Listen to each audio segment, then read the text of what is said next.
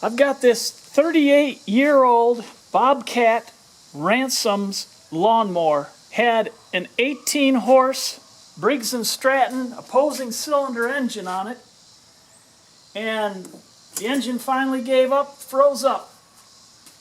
So what I did is I went out, actually onto Craigslist, and I found this 18.5 horse engine for $100. So I'm going to walk you through the process I took to take this engine off, install this engine, and the changes I had to make. They are a very similar engine, so it was fairly simple, but there's some things to watch out for when you're swapping engines. Let's get started. Old Faithful here, my 60-inch mower, 38 years old. After I just serviced it, the engine froze up on it. So I pulled the bolts out. There's 4 bolts holding that in, and we'll take it apart, just disconnect the things connecting to it so we can pull the engine off.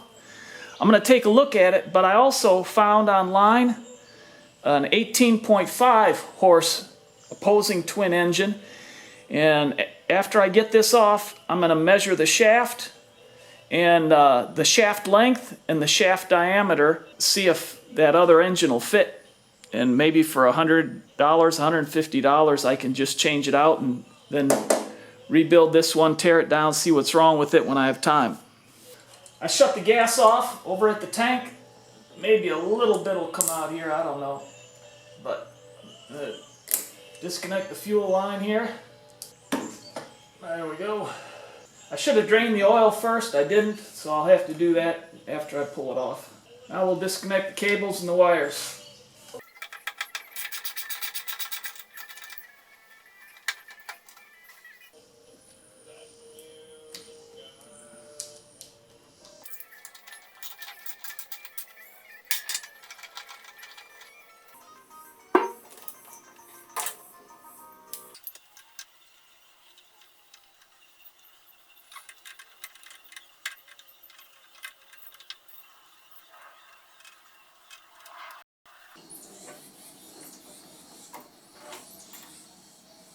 Disconnect the starter.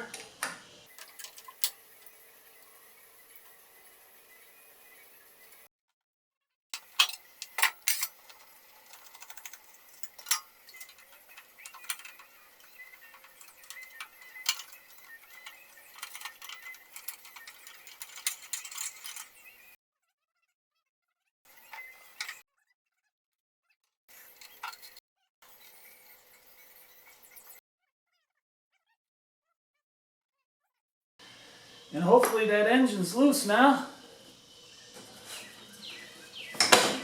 Yeah.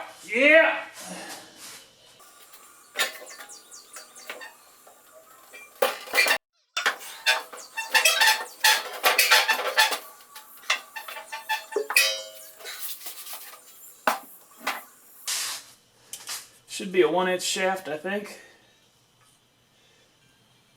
3 1/4 and a 1-inch shaft. Threw the engine in the back of the truck and heading about an hour away to pick up another used engine that I found for $150. Heading to get the engine.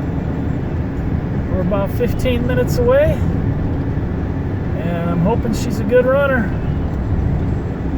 Well, I got the engine and sitting in the back, but when I got there it wouldn't run, and we took it apart a little bit, and I think the coil's bad, so he ended up selling it to me for $100, and I'll see if I can get it fixed when I get back. I'll show you, it's sitting in the back. I got it right there. There's the engine strapped in. It doesn't run, no spark, but I'm hoping I can fix it. So let's head back to the garage and change everything over, see if it'll run. Help, Lord. See if we can get the pulley off.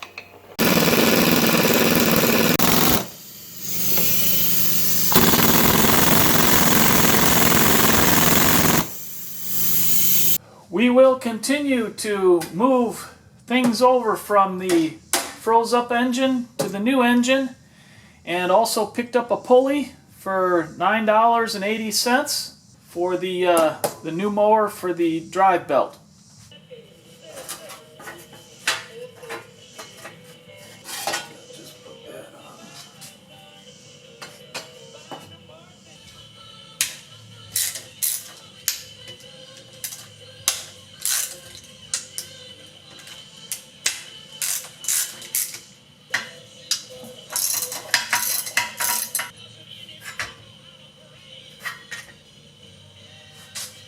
I just want to point out these guards are pretty, but they clog everything up, and these cooling fins have to stay open, and this side over here is really clogged. So the engine's going to run a lot hotter. I'm not going to put all those guards on.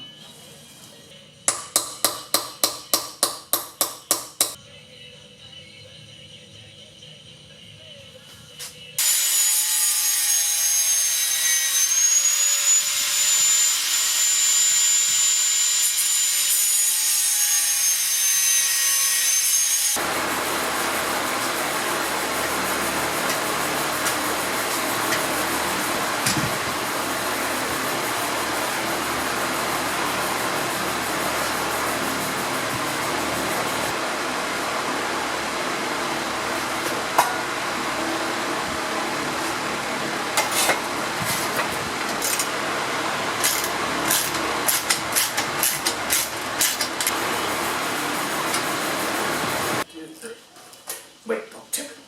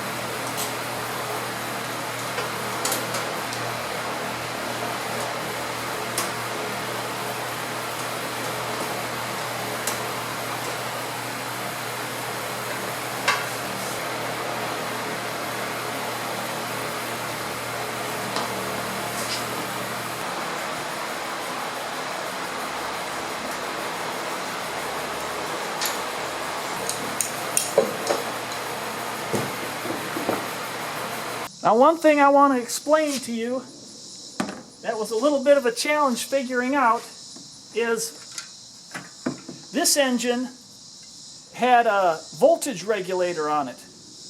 It was mounted right here, and then this plugged into the stator right here. This wire here just plugged right in there. Worked great. I actually had to replace this once in 38 years. Well, when I got the new engine, I mounted this on the new engine right here and plugged that into the stator. But I noticed that this stator has a diode on the red wire coming from the stator. And when I hooked that up with the voltage regulator, it'd just blow a fuse. This fuse right here would blow.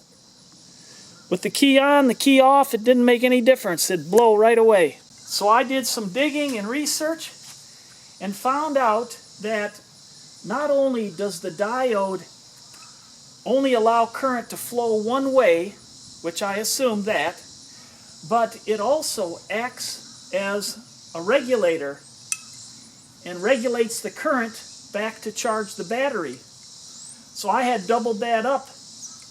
And that's one thing when I changed out the engines, it was a little hard to figure out. If you run into that, now you'll know.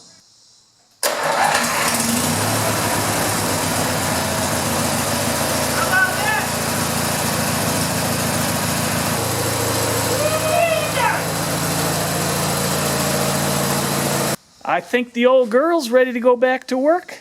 Let's go out, cut some grass, and see how she does.